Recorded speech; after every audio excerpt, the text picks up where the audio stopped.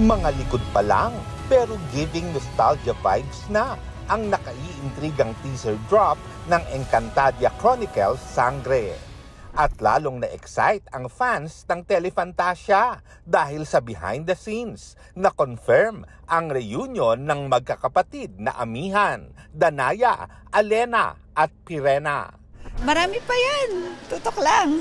Pasilip lang yan, as in teaser lang. Excited na rin si Solenn Yusuf sa pagbabalik ng kanyang karakter na si Cassiopeia. Vea Hindelum Exia Coria!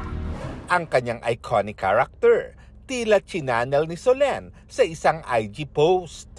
Pati ang kanyang evil twin sa series na si Mitena, played by Rian Ramos, ay may nirepost naman na artwork ng kanyang karakter. Ever since the first few taping days pa lang that I've had for this, nawawaw na ako sa mga materials. Kwento pa ni Rian, kahit newbie siya sa Encantadia, ay damanan niya ang love ng fans.